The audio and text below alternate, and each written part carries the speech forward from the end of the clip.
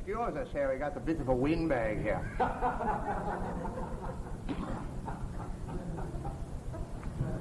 Are you through, Aristotle? I'm through, John. Ah, wonderful. We'd like to bid you all a fond good evening this evening, and we're going to be spending a little bit of time talking about the judgment and the curse, you see. Is there anyone in this room that can tell me what judgment is? Oh, come on, you all do it. Making a decision whether something is right or wrong. Judgment is a decision. Anyone else? Opinion. An opinion. Anyone else? Choice. Anyone else? Condemnation. Do we look at judgment as though it is a form of definition? Is not judgment in actuality when an individual makes the statement that this item, this thing, this experience, this circumstance is this and not that? What is going on here, my friends, is that, you see, you have the experience of your being within you. Quite often we ask the question, when we are in private session with individuals, if they can tell us where we are. And if we were to ask you the same question, although there are a few of you in this room whom we've already played this little game with, that most often what they will say is that you are over there. You're sitting in that chair. And so you unequivocally accept the fact that I am over here and you are over there. But the truth is that the only place that you can have the experience of reality is within you. It cannot happen outside of you. It doesn't happen to the left of you, to the right of you, above you, below you, behind you, or in front of you. What is miraculous is that it happens in you. It is you. The experience of your life is you. When you look at life, all that you judge is outside of yourself. Your judgment is almost exclusively concerning the world within which you live, with the exception of the major judgments that you make concerning yourself, which deals with your inner reality. There are two forms of judgment. The judgment that you cast out upon the world, and the judgment that you cast upon yourself. Your inner world, your inner reality. How you feel about yourself is a result of that judgment process. Since the beginning of time, since man was able to make a distinction between himself and his world, the very first judgment man made was his separation from his creation, which separated him from himself. When the mind of man sought to understand knowledge, to know, he caused himself to experience judgment. What he was unaware of, however, was that judgment bears consequences. Judgment causes results. In life, we have a tendency to judge things from a matter-of-fact point of view.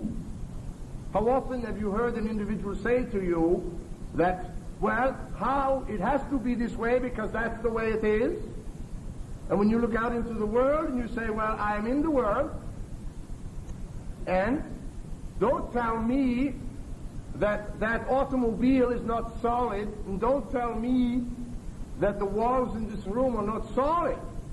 Try to run through them, and you will get the experience of what solid means.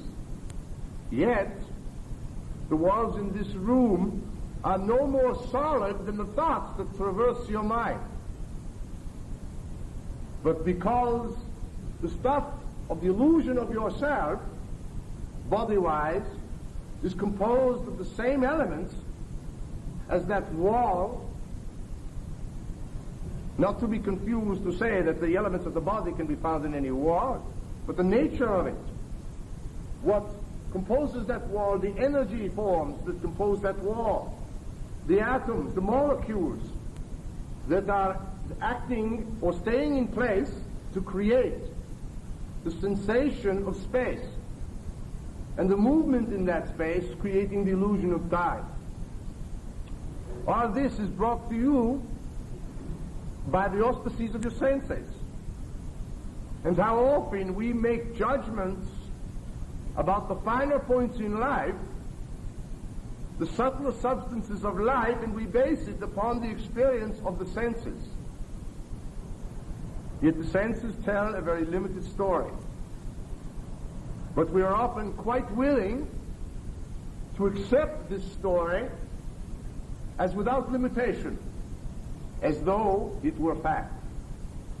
And we base our assertions on those assumptions. We commit judgment. We judge. From the moment you wake up in the morning, my friends, you begin the process of judgment.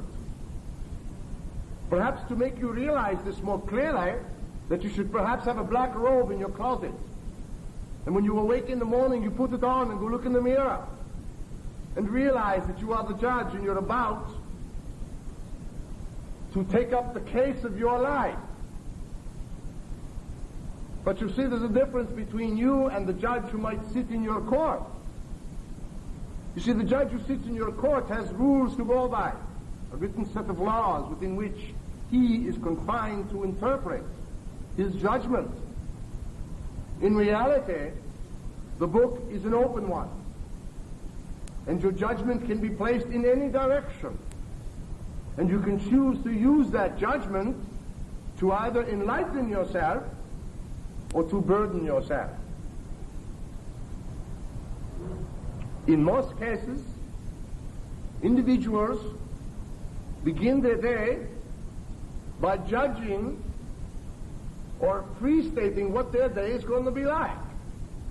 When you wake up in the morning and you wake up and you have this sensation that today is going to be a wonderful day, and you've had that experience, that is a judgment. And what happens in your day is that you may have the experience of a wonderful day, but usually what happens is you'll start into your day and then you will confront hard reality, which changes the original intent of your judgment. Your wonderful day is starting to turn sour. Now you're beginning to judge it again. You're beginning to put attributes upon the quality of your experience of your day, of your life. When you receive information through the channels of your senses, you judge it. You put it in categories, and this judging that you do confines you. It puts you into a narrow little focus of attention, a narrow little box. And it is in with this box that you experience your being. What you perhaps do not realize is that you can live in a world, in a created environment, without judgment. You can allow things to be. But before that can happen, you have to learn how to let things be what they are, without you putting labels upon them, definition. When man sought to understand his relationship to his environment, as he looked into the heavens and discovered that the sun was beginning to traverse itself across the horizon, and the more he watched, he began to notice that there was a pattern to this experience. And he began to form judgments about the relationship between himself and the universe. And he saw that there was a relationship between even the thoughts that he has in his day and the mechanical situation of the system within which he found himself. All life in this reality game is linked. You are so intimately connected in the same way as the atoms and the molecules and the cells of your body join to give you the experience of your physical self. The cells that compose the flesh on your skin, on your bones, can be interpreted as skin cells. Skin cells have many things in common. They have a lot of aspects that help identify them from those who would spend the time to seek out and have an awareness of these types of peculiarities within the body, realizing that heart cells are different than flesh cells, liver cells are different than stomach cells, and yet they have one thing in common. They're all cells. Through the experience of the ego, as one gathers the information that's available to them, around them, in order to assimilate this information in the format of the mind, you have to establish a hierarchy of symbolism. And through this hierarchy of symbolism, you develop what you call understanding or logic. And it is based upon making an assumption about something and then following that assumption through and seeing if it is correct. And when one has followed it through and sees that it does indeed reflect that which he had assumed, then he makes a statement about it and says, this is the way it is. That becomes an absolute judgment. Unfortunately, what happens from that aspect of judgment is that beliefs and truths, as you would understand them, begin to become evident. And man begins to label them and make statements about them as to how they correlate and how they lend themselves to one another to form the mosaic of your life.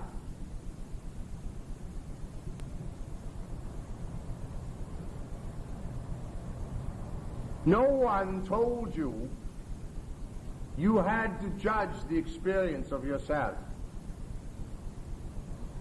However, you learned to do that from the very fact of growing into this particular reality. You learned to be discriminatory because you found that your body was in a hostile environment. And that determinations, decisions had to be made about it. You were constantly finding yourself in a position of choosing one way or the other, one thing or another. In this game of choosing, you trap yourselves. Life is about making choices. And after you've made the choice, it's about accepting them. It's about allowing them to give you that which you have given to them. For you see, when you cast judgment upon anything, you judge yourself. Because the experience of reality, true reality, takes place within you.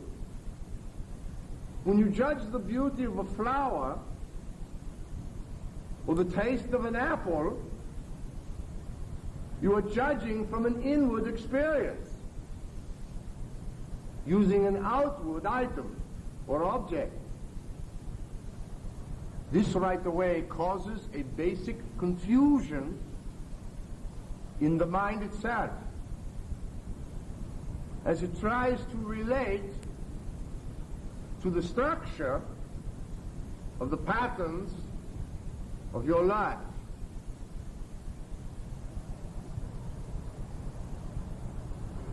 The most severe forms of judgment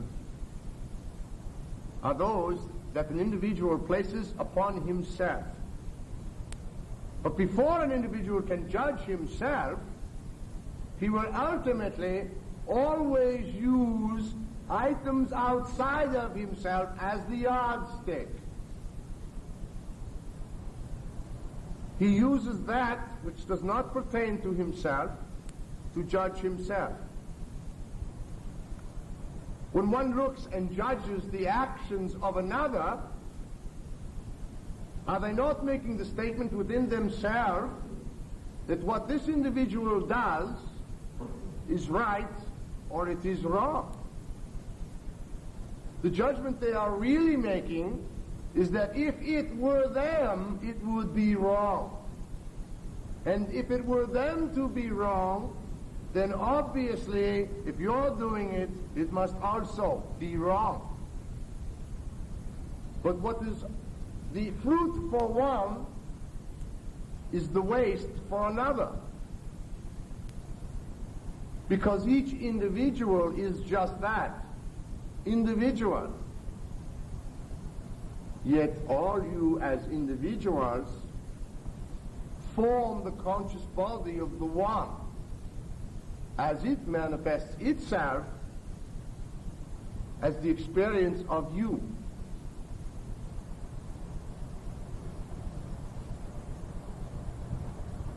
Some of the greatest judges happen to be those who involve themselves with what you call your organized religions.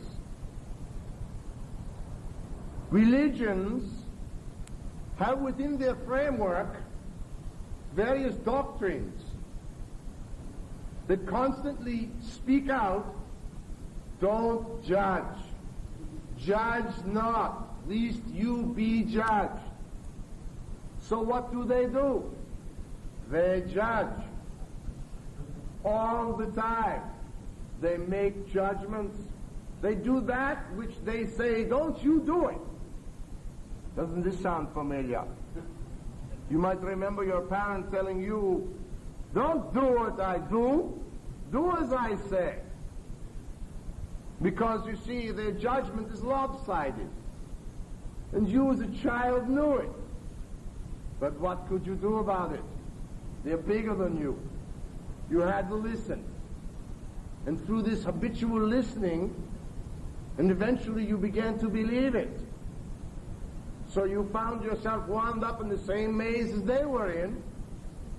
And if you sit down to think about it, you're wondering how you got there. You caused it. They didn't do it to you. Though you were in the circumstance of being subject to them, you always had the choice not to listen, not to become as they became. But since it was the only source of input you had to decide, you had to judge. But in judging, each judgment you make places a further limitation upon yourself. No matter how unlimiting the judgment might seem to be.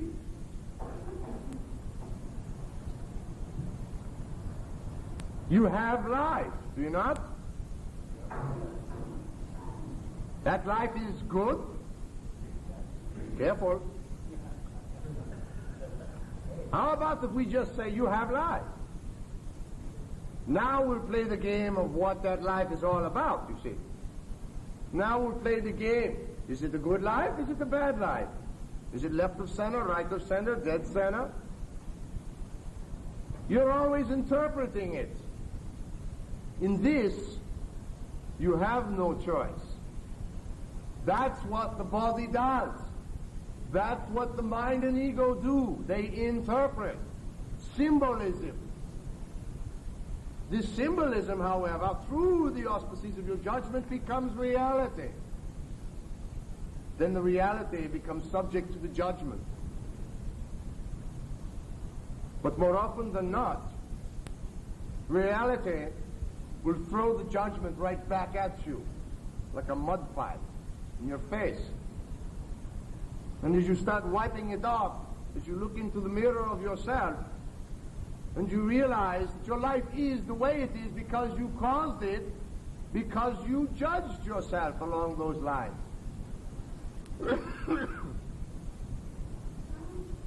Your judgment of yourself, your thoughts, your friends, your world, is the curse.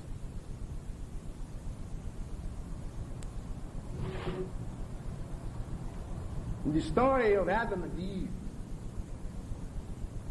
when Adam was supposedly lured, because he was such a dummy, to eat from the tree of knowledge, but through the auspices of the woman, not through his own intelligence, you see, but rather through, as it is recorded, through his desires for Eve, to bite of the apple, to seek knowledge. The biting of the apple was the choosing to look out into the world and forget the fact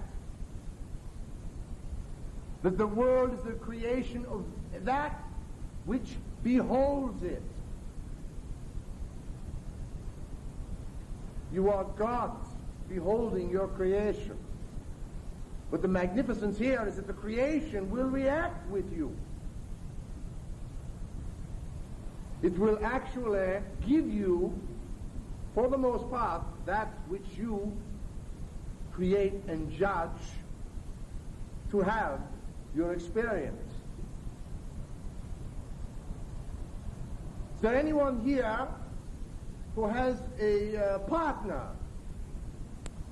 Either a married partner or just one that they're with?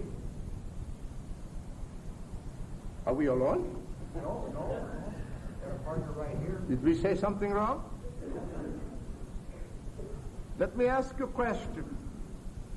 We know that all of you are beyond this. But do you find yourself that you are judging your partners? Someone. Yeah. So we can all realize that that's what we do, is that we judge. But what we don't realize is that this judgment process is so ingrained that you go through it automatically, and much of it takes place on unconscious levels. This is due to the fact of the belief structures you've established previously, the judgments you've made previously. You were judging the individual as you met them. Some might argue that it is not judgment, but rather interpretation. But we defy you to tell us the true difference between interpretation and judgment. Can anyone tell me the difference? Then why are there two words for the same principle? What is interpretation? Expression of a perception. An expression of a perception is a good answer. That is an interpretation. But then also in this expression itself, the interpretation becomes a judgment. You can't avoid it. What you can avoid is becoming the victim of your own judgments. If you have to judge, which you do, because that is part of the experience of being, you judge yourself silly so that you can realize you can stop it at any time, and you can transform the quality of your life in an instant by giving up the judgment of it. Judgment burdens you. It limits you. It ties you down to your own egocentric ideas about yourself. After all, who has the best ideas in the world? You do. Why? Because they're your ideas. You're willing to defend those ideas, and in many cases you're willing to commit physical violence to be right about your ideas. So judgment now begins to take on the quality of rightness. After all, have you ever made a bad judgment? Yeah. Oh, we have? Ah, you're wonderful people to admit the same. But you see, realize that when you make a judgment about the individuals in your life, what you are inadvertently doing is making a judgment about yourself. Each and everything you judge, you are judging you, because after all, where is the thing? It's within you. When you look at others, and they do something that perhaps irritates you, they say something that doesn't seem to fall in line with the way you normally understand that individual to be, then what do? You're in a bad mood, honey. You're judging that individual already. You're judging their position. You're judging their mood. You're judging what they are. And what usually can happen from this, you see, is you end up arguing. How about the individual who's steaming mad and you ask them, you mad? And as the veins are popping out on the side of their head and their eyeballs are ready to dart out at you. And they say no. They're trying to avoid your judgment. What they're doing is they're not even telling the truth about themselves. So you're going to go a little further. You're going to help them get better. Because you judge that they need your help. Aren't you wonderful? You're going to help them and fix them right up. And the more you talk with them to get them out of their upset, the more they don't realize it, the more upset you get. Because you can't understand why they don't understand what you're trying to get them to understand. So you're both busy sitting there judging each other's abilities to understand, and you lost track of the whole reason why you started the argument in the first place. Then you end up getting happy with each other. Telling each other where to get off, perhaps. Then you end up with your judgment. She doesn't love me anymore. You don't love her anymore. You're going to qualify it. You're going to be right in your position, because when you make a judgment, it has to be right. You wouldn't be making it. When you sit down to eat a meal, and you go to eat your food, and you judge the quality of the food as to whether it's good or bad, how can you do that? For the most part, most of you don't even taste the food. It goes on the fork and in the mouth and down the tube so quickly that you don't have the opportunity to taste it. Because you're in a hurry, usually. You've got something to do. You have to be somewhere. You have to go somewhere. So you might sit down to enjoy a dinner. And because you have to be somewhere, because you have to do something other than what you're doing, your attention isn't on what you're doing. So what do? You wolf it down. And then you look at your wife, or your wife looks at you, and say, well, what do you think? You've got to, if you don't have the judgment, you've got to ask for it. What do you think, honey? And then she tells you what she thinks. I didn't like it. Well, why not? What didn't you like about it? Now your sense of judgment has been affected. Now you're hurt. Because you determined that what you had done was good. And you want this individual to tell you it was good. And oftentimes you want them to tell you it was good even if it wasn't. Because you don't want to admit the truth to yourself. It was awful.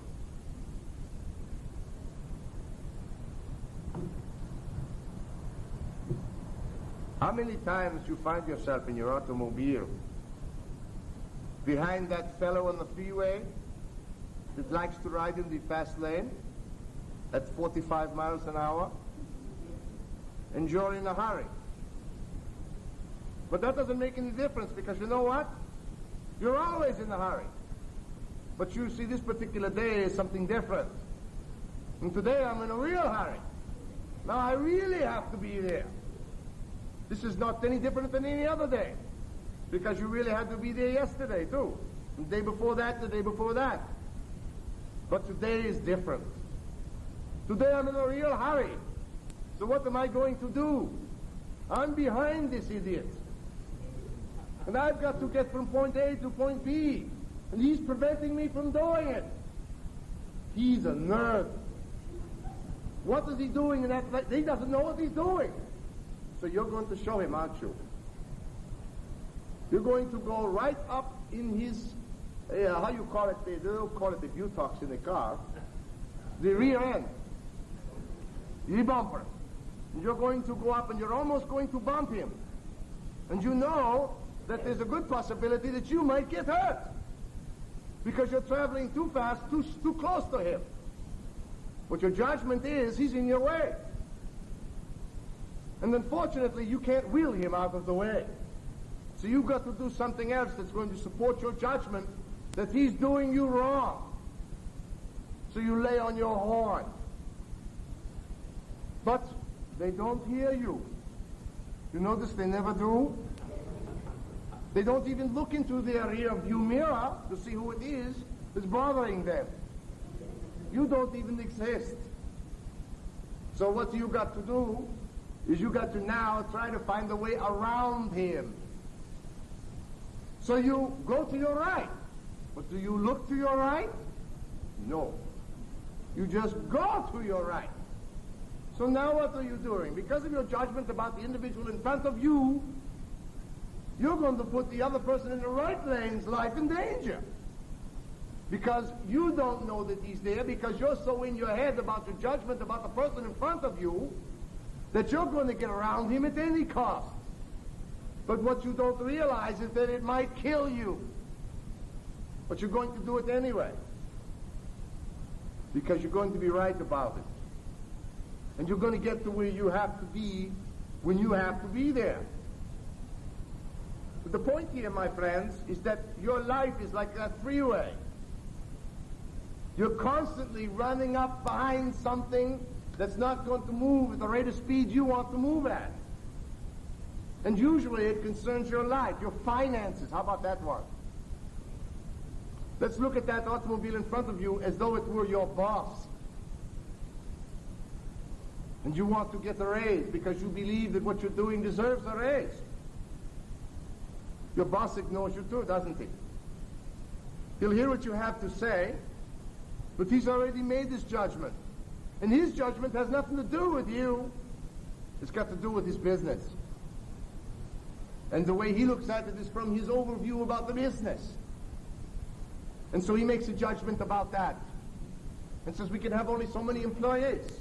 I mean, you can only afford to pay so much because this is our overhead and this is what we are bringing in from a profit point of view, so this is what we can afford. That is the way reality works. You look at what you have, you make a determination about it, and then you choose. But you're constantly in judgment. How many of you who are married, when you first got married, love was fun? What happened? What happened to that love?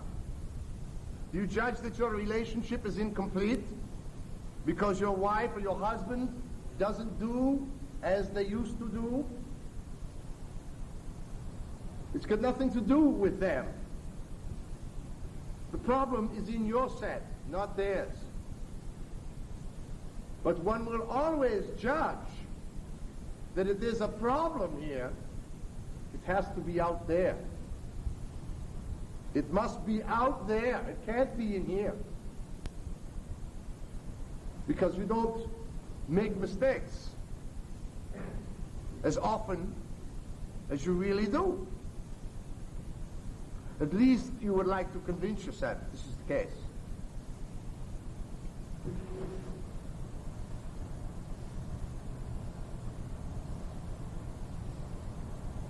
When we categorize the experiences of our lives,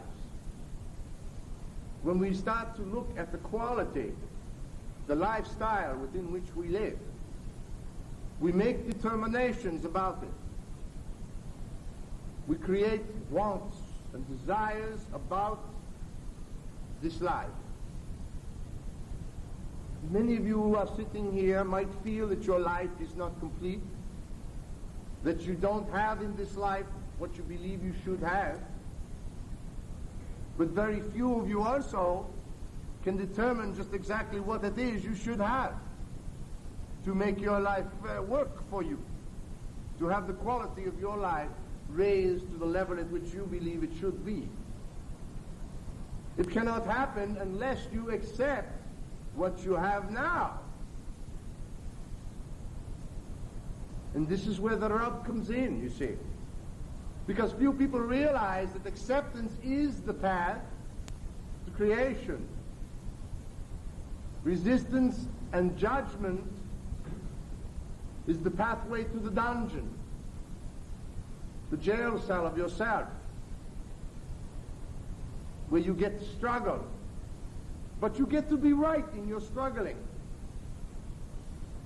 You get to justify your position about it.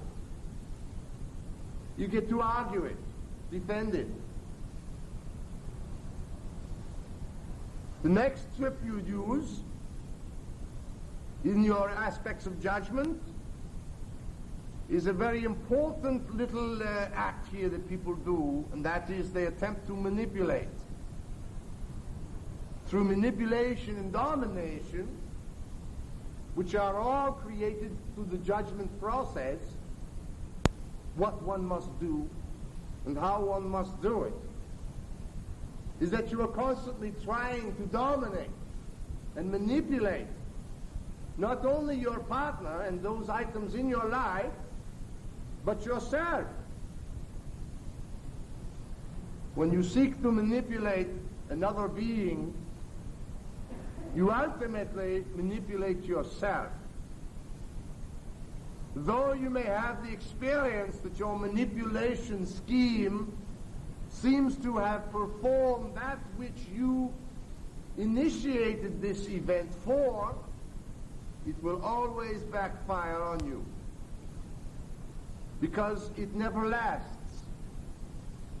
Sooner or later it sinks into the manipulated that they are being manipulated. This too is a form of judgment. So you begin to react to that manipulation and seek not to be or have this experience happen again. Now you're involved with the struggling against it.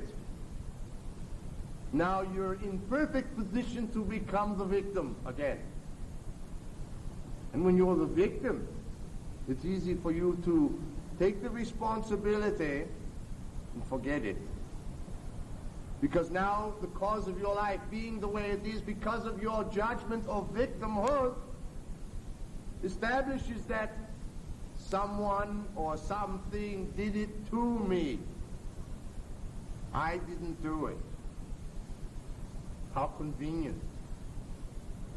How easy it is for an individual to put the responsibility of their life everywhere but where it belongs,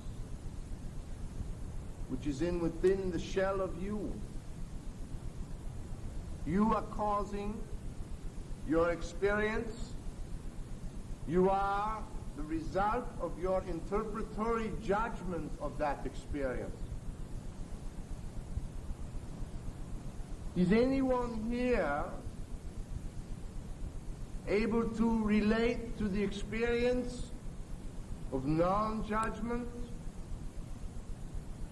where they allowed the moment to be the moment, where they allowed what was so in that moment to be that way, without seeking to identify, separate, interpret, and judge it? Are you not judging us right now?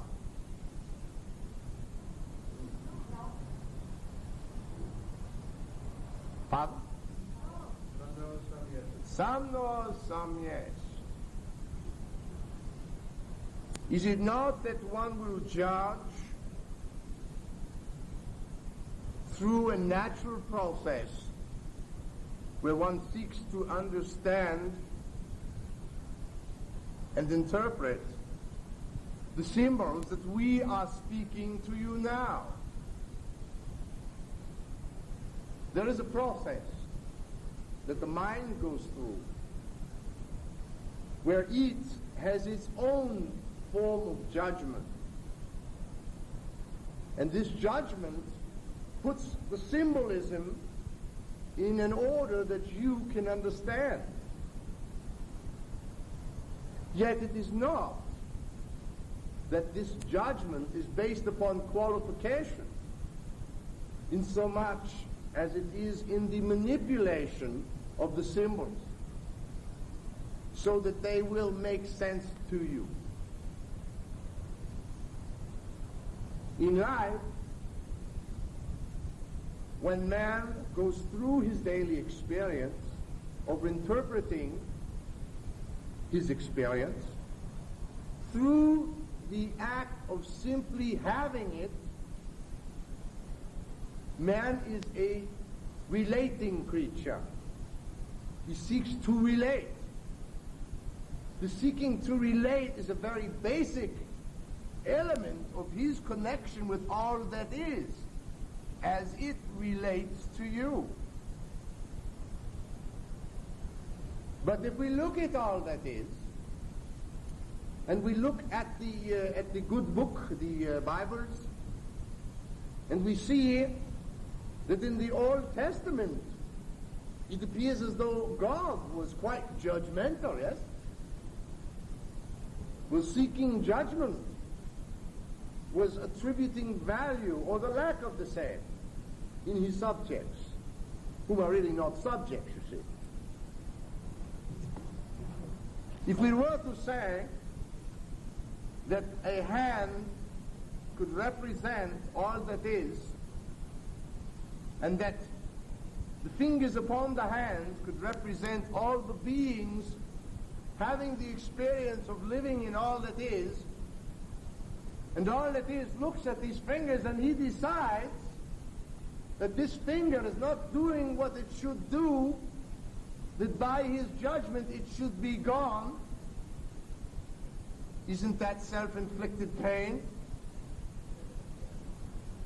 Why would all that is bother judging you? All that is seeks not to judge you, only to love you.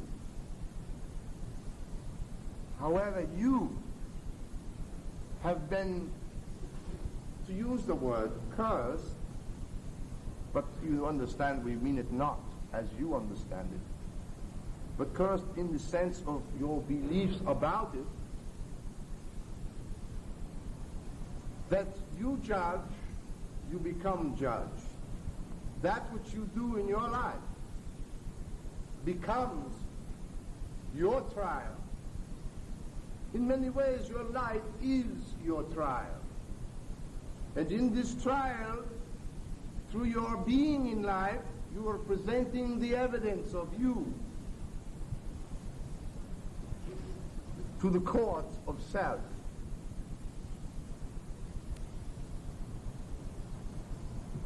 When one commits a crime, in reality, in society, then one is subject to the law of that society. Can anyone tell me what law really is? Law given down to the authority. In society context. Ah. You know what else escaped you? Law is also wall. What do walls do? Ah, separate, define. Yet, those that, and here we go again, funny word, interpret the law are in a position of making a judgment about the judgment. So what we have here is we have an individual who's judging himself, judging the judgment, becoming the judgment. Your life is the way it is, my friends, because you judged it should be that way. You understand the nature of the curse now? That curse can be lifted anytime you choose. But again, judgment, what do you have to do? Judge. You have one judgment left to make. Anyone know what it is? Believe in yourself. That is a good point. That's not what we're seeking for here. There is only one ultimate judgment to make. What is it? That's still, fine, that is good judgment, but it's not what we're seeking. When you hear it, you're going to recognize it. Stop judging. That is the one last judgment you have to make. When you stop judging, if all that is does not judge, what do? You become as all that is. You follow that? But it is far easier said than done. Because you are intrinsically drawn to the cycle of judgment. And it is because of the method the ego uses to decide, to choose. But you must realize that when you choose, you are subject to it. You become it.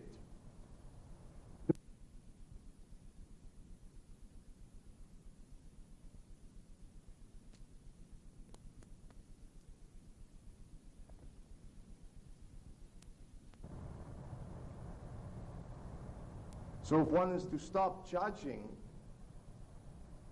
then what happens is his life opens up. It has to. Because if he's not in the framework of judgment, then the life opens up like a flower, greeting the morning sun, shining forth, not worrying or toiling about its existence, but joyfully being it. What flower judges its own beauty? It is man who judges. What tree judges its effect or its purpose? There is no judgment. There is but being. There is the expression of oneself. In a world where gods play, there is, by necessity, judgment. And this judgment is not meant so much to be a curse until one comes to the realization that they don't have to judge, because they realize the consequences of each and every judgment they make. It comes back to you because it takes place within you. Judgments are not recorded outside of yourself. And when you do make judgments, it's usually in relationship to yourself, how you feel about something. You see, you think it's a decision that you're making, and it is. But as a judge of the experience of reality, as you have created it and you have caused it, you flow through the judgment process itself.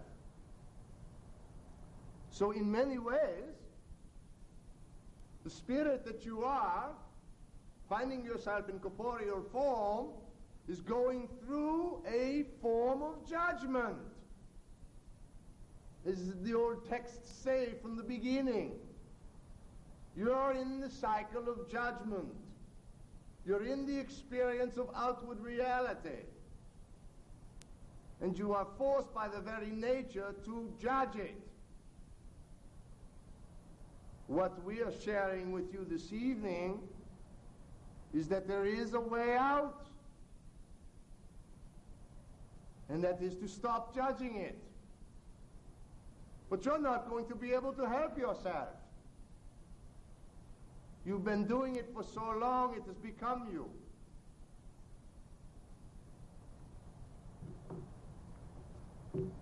The self-determination of worth. Individuals whose lives seem pitiful, who don't seem to have anything. And you look upon them and you say, how can this be? As though someone did it to them. They judge themselves and they put themselves where they are. No one does it to you. Now there may be reincarnational karmic values that are coming into play.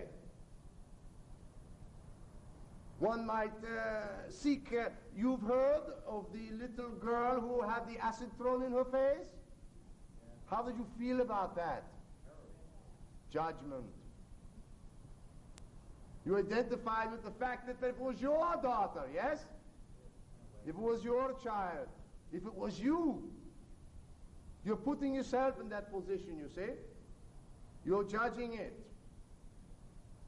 But who's to know what the karmic influences were for that child? Now, we are not prepared to say that there were karmic influences here. But let us give you a little example. Let us say that that child, and this is not so, but just for analogy, let us say that that child is reincarnated Adolf Hitler. Would you have the same pity, the same sense about it, if you knew that? Again, we're forced into a judgment situation, you see. Because we have to determine, to decide, value.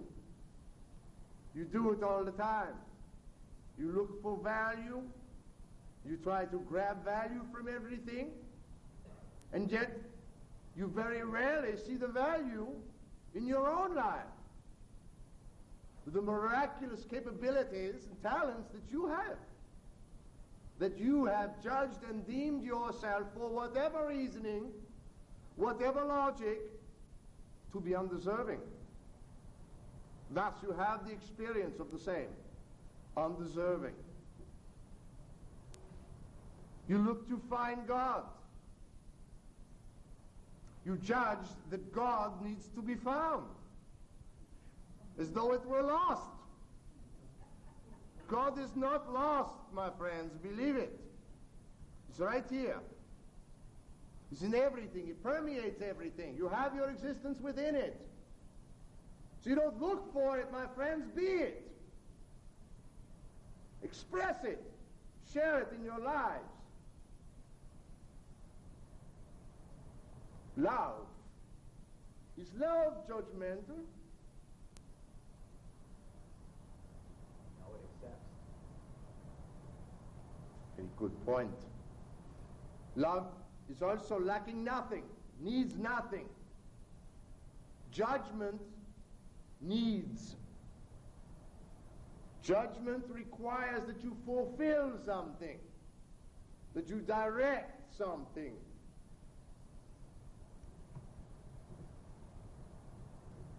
How many in this room, with the exception of Miss Kopinski, would deem themselves worthy? Slow down, I'm sorry. How many in this room would judge themselves as worthy, truly worthy? That your life is working for you, that your life shows you the way, instead of you having to look for it. That your life is all about showing you the way, just through the expression, just through the being of your life, being who you are. Or is it that you're all looking to find out who you are? Does anyone know who they are? Only that which we think we No hands. No, it's good. We like people who can deal with the truth. Because you know, my friends, Trying to discover who you are is like trying to clear the beach of sand. It's a senseless task. It means nothing and it's fruitless. If you were to stand from the beginning of time and start shoveling the sand back into the sea, thinking that you were accomplishing something simply because you're doing, what would the result be? Nothing. After you've worn yourself out, and through all your judgments and all your aspects of being, you will finally sit down on the beach and realize that the old phrase of shoveling it against the tide is the truth. But you won't believe it. You have judged it. You're going to try it anyway. So you do the same thing with your life. You're all out there shoveling the sand into the ocean, hoping that you'll be able to eliminate it. But it always comes back to the way that it was. And so too will you, in the end, ultimately come back to what you are. You notice in this reality how your planet revolves on its axis, does it not? Yeah. So if we were to take any point on the planet and say, well, it's going to revolve from here to here, what happens? It comes full circle to where? Its beginning. Your planet revolves around the sun. What happens here? Same thing. There is, as your science points out, very definite fields of energy and activity. And the one thing that seems to be coherent within all of them is that where their starting point is, so too is the ending point. It comes round about on itself. In the same way that your thoughts revolve round about you. You will come full circle on your judgment, as you were when Adam and Eve was.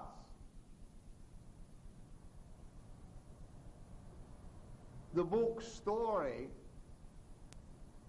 the concept of Adam and Eve is esoterically and allegorically leading you to the point of there was one, and this one became two, and the two shall become again one. But not till it has gone full circle and revolved about itself. And that self revolving about itself revolves about the center of all that is, and comes back in what you might call co-eccentric circles, just for the sake of analogy, as in a tunnel. And you started out very small revolutions, and as you expressed more lives, had the experience of more beings, began to widen and to encompass and include even more varieties of experience, even more avenues of knowledge and learning, until finally it reaches its apogee and it begins to come back to itself. This is when you reach that point of initiation where you realize that there is no place to go except for home. And home is God. That is where you came from, and that is where you shall return. But upon returning, you shall be as God is. The gift is that when there was one and then two, and from the two all others came, that the gift shall be shared. What more wonderful gift for God to give than the ability to be God? You understand? Oh, yeah.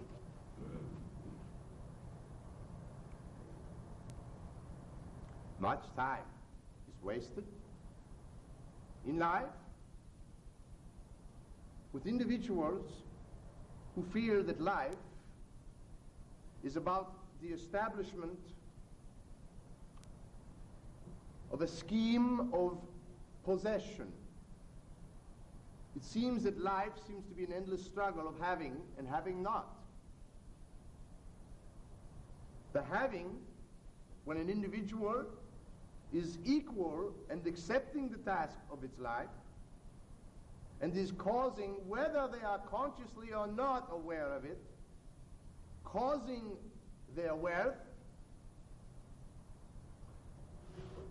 then they themselves have directed themselves towards earthly things, towards the acquirement of earthly pleasures and of earthly wealth, none of which you can bring with you when you leave. But when you leave, you realize that you don't want to bring it with you. There's no need for it anywhere else but here. And the need is created. It's a self-inflicted judgment.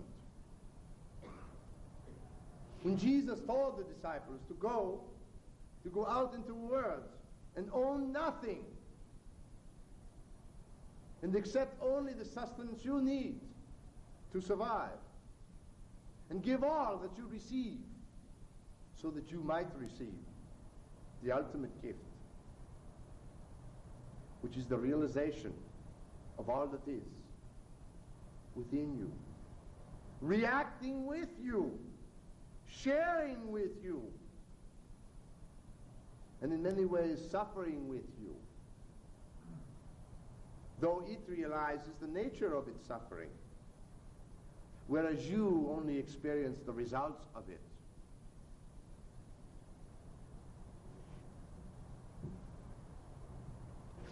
Our main lesson here this evening is that you realize the nature of judgment and the curse it puts on you.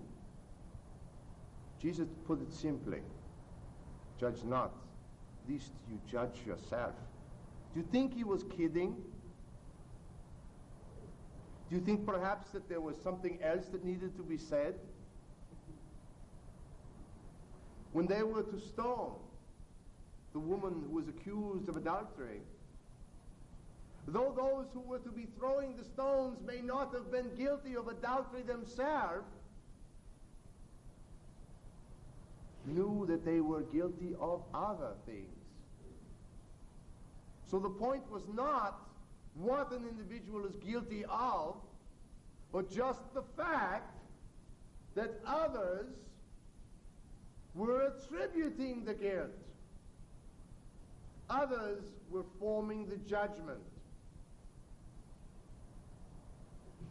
And they were ready to dish out the consequences of their self-inflicted judgment. Had they stoned her, they perhaps would not have been aware at the time they were stoning themselves, for they would be committing murder. And so no matter how righteous you feel about judgment, no matter how right you feel it is, if you participate in it, you become as guilty as it is. You want to be a victim? Continue to judge. You want to be victimless? You want to be in charge? You want to get your life back? Stop judging it. Experience it. You forgot how to enjoy. Life is a big hassle. But you don't understand, John.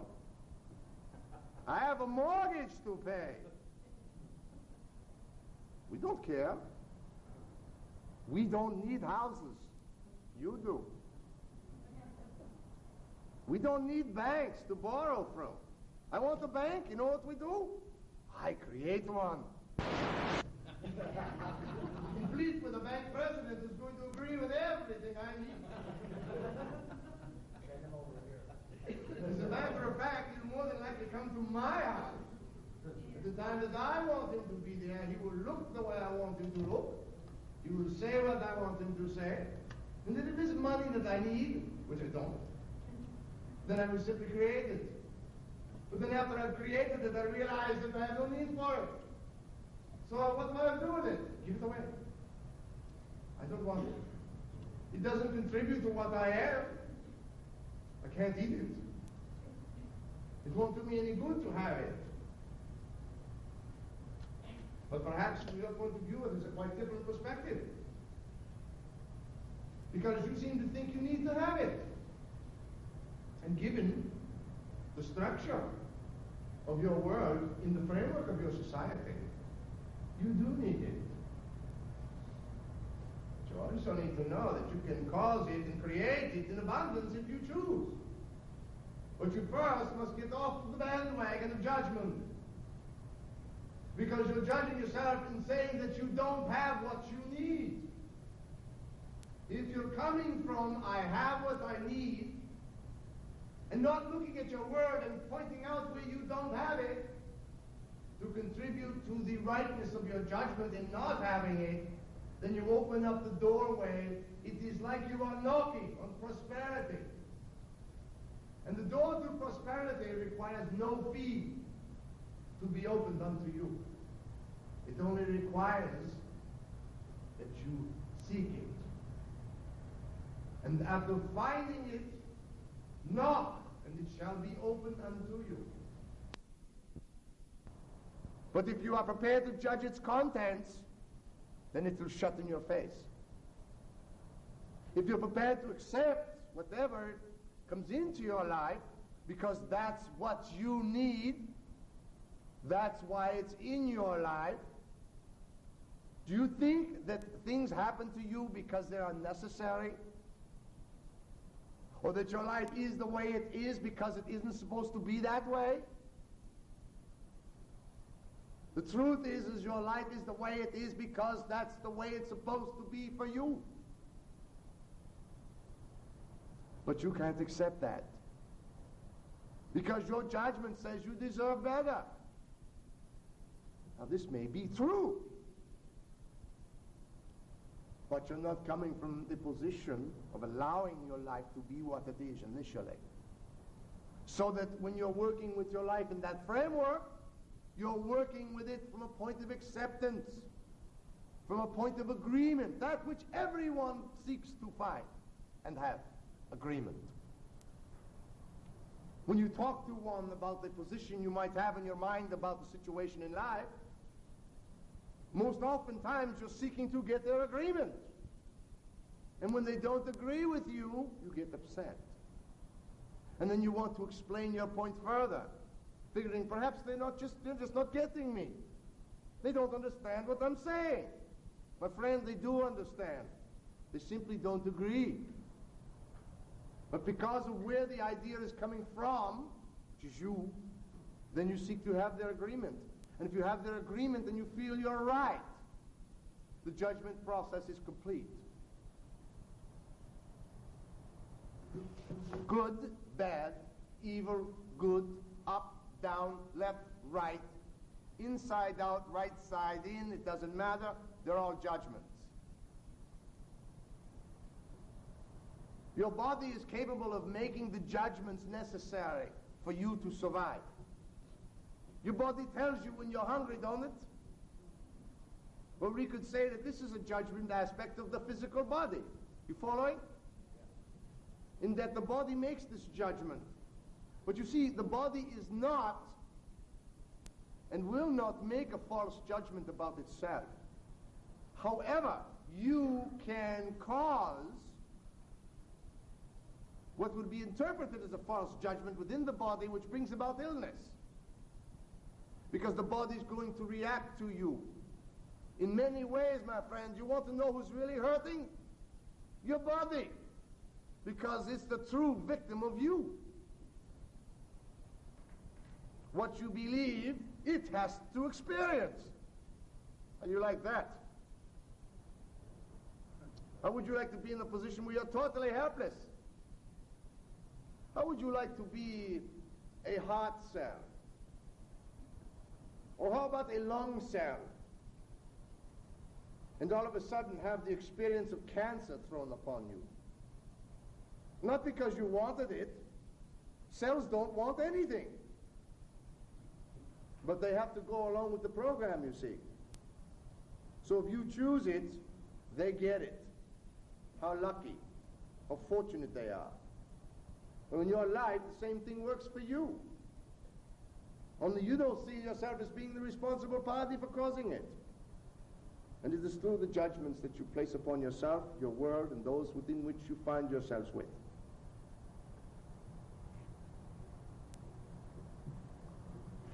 You've heard the phrase, let it be. Yes. Can you do that? Yes. If, my friends, for one day a week in your time, to have the experience of non-judgment, choose one day where you will judge, and this is the judgment itself, you see.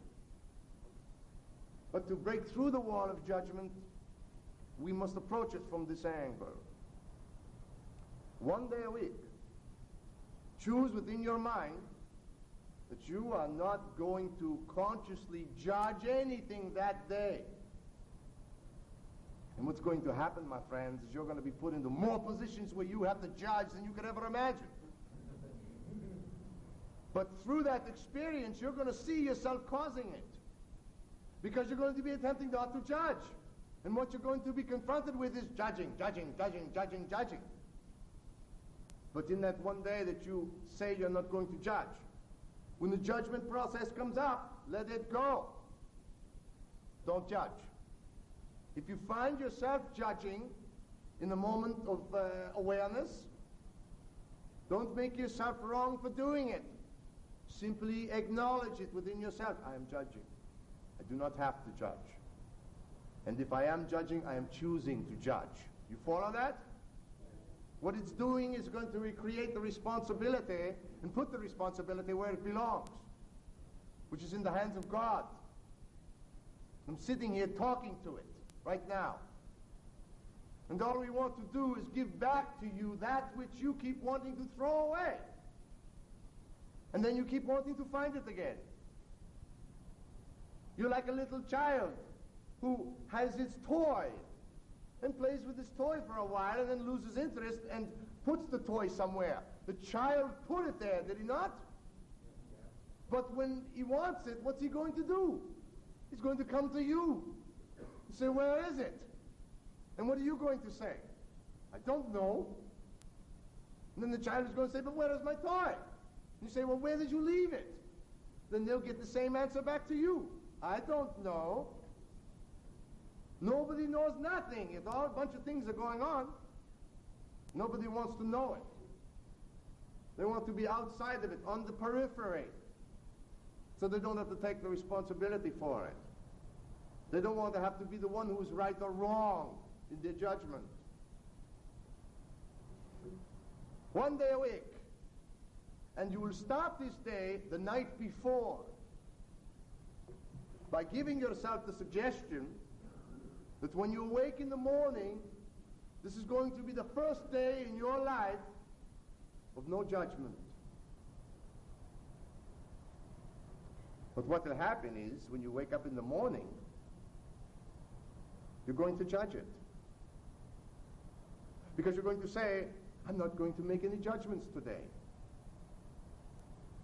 That is a form of judgment.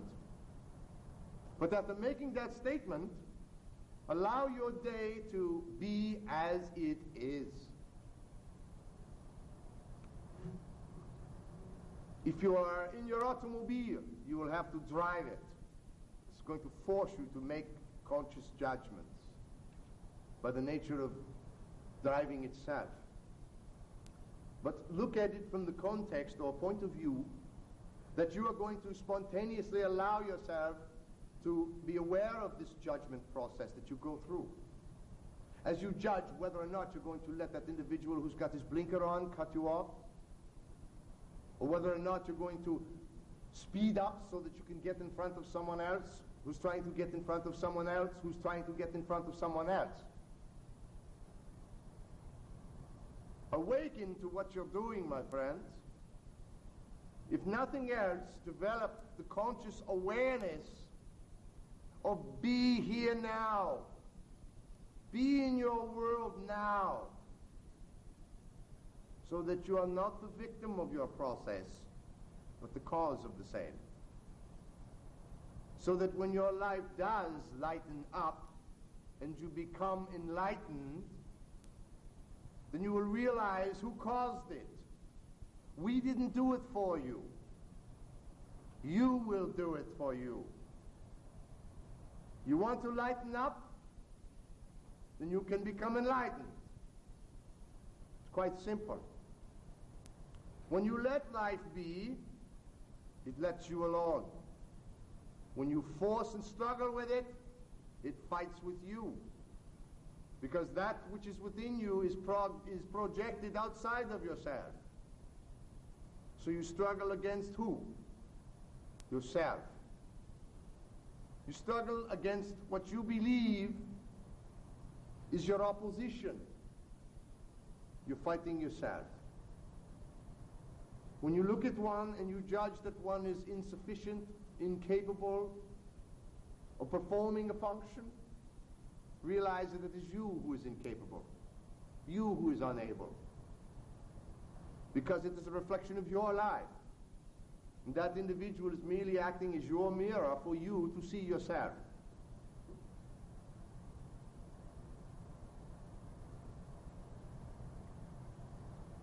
In this one day, Eric, you'll find that it will be easier during certain portions of that day to suspend, through acceptance, your judgment. The more you do it, the more you will become aware of the methods that you use to judge your reality. You will also become more aware of the law or walls that you have put up within yourself to discovering yourself. You are your own worst enemy. If you think it's Colonel Gaddafi, forget it.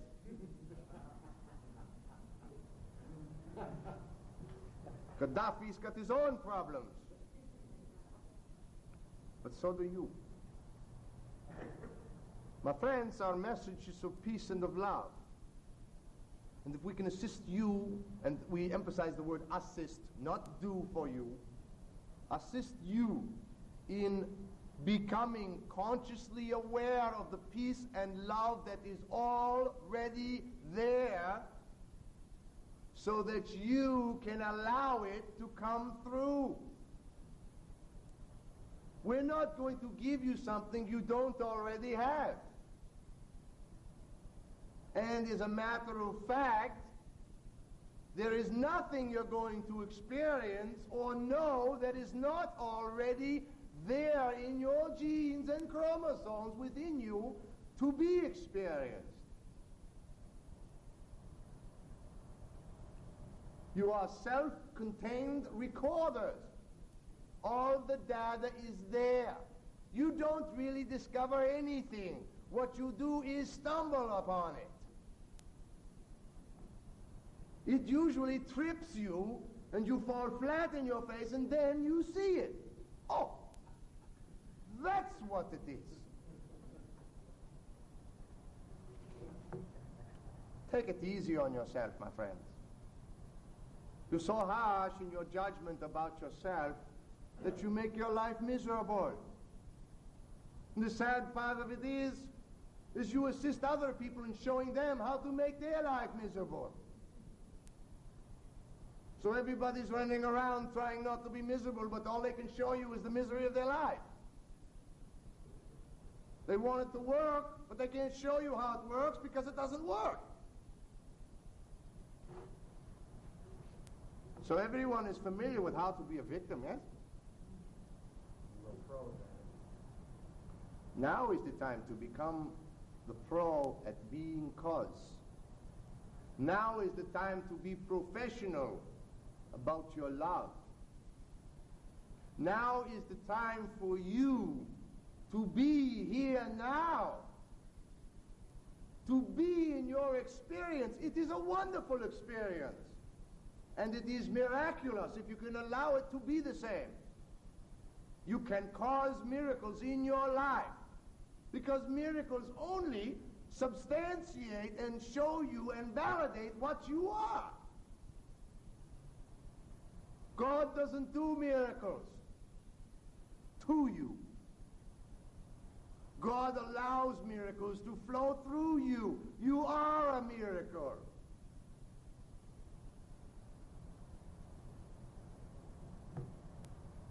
Isn't it time that you started getting the benefits of the same? Isn't it time that you began to allow yourself to have an awareness of your creating aspects? Have an awareness of how you are causing your life to be the way it is? How wonderful it would be to get off your chest the blame that you put on everyone else, and why you can't discover what it is in your life that you need to change because you're too busy blaming everyone else and judging everyone else.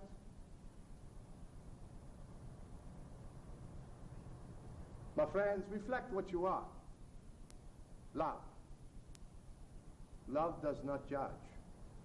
Love shines radiant. Love's energy is given freely. Love's energy can be received freely. There is no charge, except for that which you get when you are in love. And haven't you wondered why they use the phrase "in love" as though it were a vehicle? Something that you got into? Well, it is. And it's called "into you." You are love, my friends. Start expressing it, and you'll begin to discover the many multidimensional aspects of yourself that are taking place simultaneously now, even as we speak. You can become aware of other selves, other portions of your being that is contributing to creating what you believe you are now. Simply allow it, my friends. Allow yourself to have the miracle of you. Allow yourself to experience the prosperity and abundance that you so deservedly should have. But you so naively hold at bay from yourself.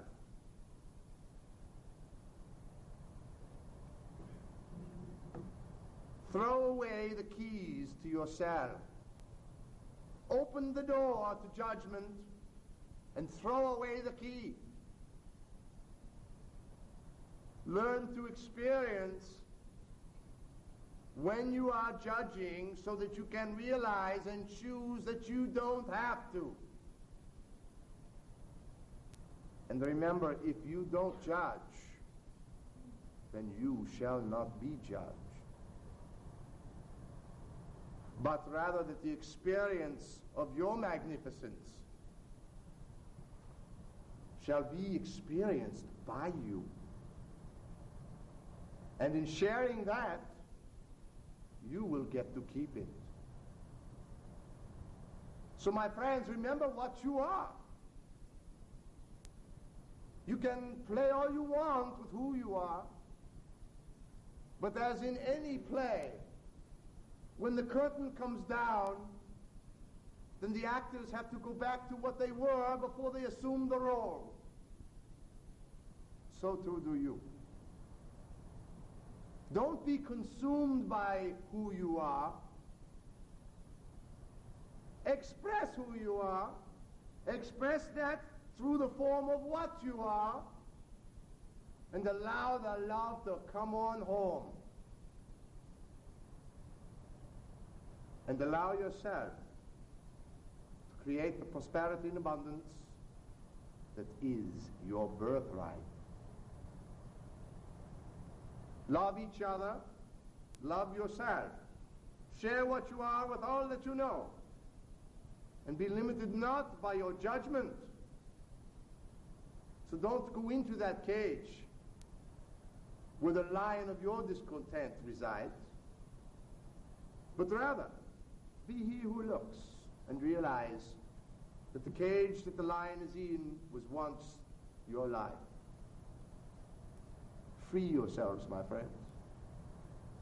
Set yourself free, and in the end, though you seek to be different, you will realize that you are all the same, and that when the end comes, that you will realize through all your searching that who you're trying to find out who you are, you'll discover that together I am you and you are me, and we are the wonderful song of God in complete harmony.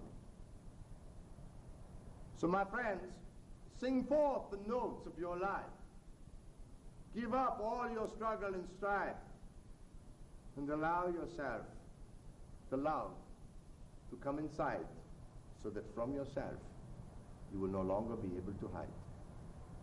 My friends, at this time we'll take a short break and come back and return and answer questions for you.